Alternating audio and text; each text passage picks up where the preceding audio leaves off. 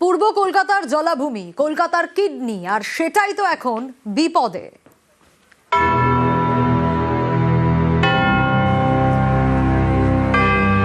কলকাতার ময়দান, যাকে বলা হয় কলকাতার ফুসফুস, প্রচুর গাছ, অনেক অনেক অক্সিজেন।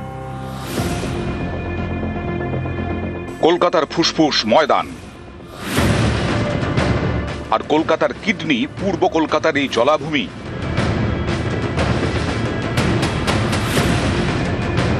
কলকাতার নোংরা জল প্রাকৃতিক উপায়ে এখানে পরিশোধন হয়, তাই পূর্ব কলকাতার জলাভূমিকে বলা হয় কলকাতার কিডনি। প্রতিদিন প্রায় 90 কোটি লিটার জল পরিশোধন করে। জাতীয় পরিবেশ আদালতের নির্ধারিত রেট অনুযায়ী 90 কোটি লিটার জল পরিশোধনে খরচ প্রায় 1600 কোটি টাকা। কিন্তু কলকাতায় এই পরিশোধন হয় প্রাকৃতিকভাবে, তাই 1 পয়সাও খরচ হয় না।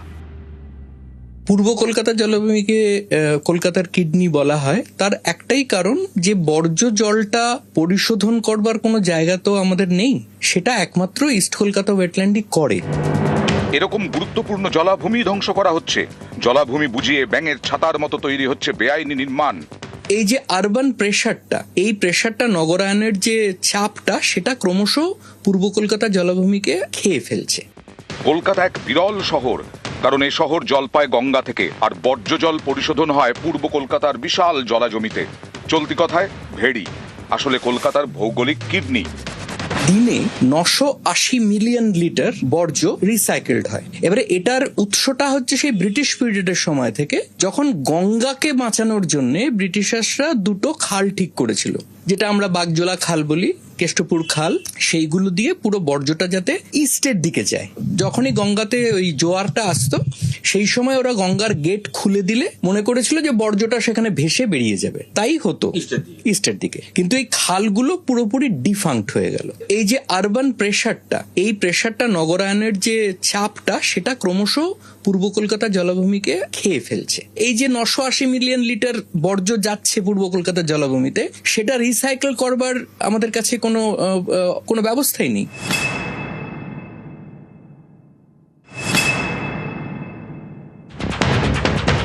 কলকাতার বর্জ্য জলকে সূর্যের আলোর অতিবেগুনি রশ্মির সাহায্যে খাদ্য হিসেবে ব্যবহার করে শৈবাল ও মাছেরা। এভাবেই কলকাতার বর্জ্য জল প্রাকৃতিকভাবে পরিশোধন হয়। যে জলটা এসে বর্জ্য জলটা পড়ছে, সেটা প্রায় 1 মাস ওখানে থাকলে পরিশোধিত হয়ে যায় সূর্যের আলোতে। সেখান থেকে যে অণুজীব, যেগুলো প্ল্যাঙ্কটনস যেগুলো তৈরি হয়, সেগুলোই কিন্তু মাছের খাদ্য। জমিটাকে অন্য কাজে ব্যবহার করতে হবে। সেখান থেকেই কিন্তু এনক্রোচমেন্টটা শুরু হচ্ছে। এটা রাজনীতি নয়, এটা বস্তুতন্ত্রের যে পরিবর্তন, যেটা আমাদের অজ্ঞ মাথাতে ঢোকেনি, সেইখান থেকে এনক্রোচমেন্টটা শুরু হচ্ছে। এশিয়ান ডেভেলপমেন্ট প্রজেক্টটা দিয়ে খালগুলো পরিষ্কার করা হয়েছে, কিন্তু পূর্ব কলকাতা জলাভূমির যে সিল্টটা, পলি যেটা, সেটা পরিষ্কার করা হয়নি। তার ফলে কি হয়েছে, খালটা ডিপ হয়ে গেছে, পূর্ব কলকাতা জলাভূমির বেডটা উঠে গেছে। তাহলে তো ন্যাচারালি ওয়েটল্যান্ড যেটা, সেটা তো শুকনো হয়ে যাবে, এবং তাই ঘটছে। তাই দিনের পর দিন খুব দ্রুততার সঙ্গে শেষ হচ্ছে কলকাতার কিডনি। বিশেষজ্ঞরা বলছেন আর মাত্র 5 থেকে 7 বছর, তারপর এই কিডনি ইস্ট ক্যালকাটা ওয়েটল্যান্ড আর থাকবে না। বাড়বে দূষণ, বাড়বে গরম, অতিরিক্ত জল কোথায় যাবে? শহরের বর্জ্য পদার্থ কোথায় গিয়ে পড়বে?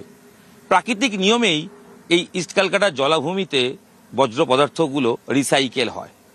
সেটা বন্ধ হয়ে গেলে প্রকৃতির ভারসাম্য নষ্ট হবে। তাই রাজনীতির জায়গায় থাকুক, সচেতনতা ফিরুক মানুষের, বেঁচে উঠুক কলকাতার কিডনি। কারণ কিডনি সুস্থ না থাকলে মানুষ থাকবে কি করে সুস্থ? ক্যামেরায় সুব্রত জানার সাথে ইরণ রায় বর্মন, নিউজ 18 বাংলা।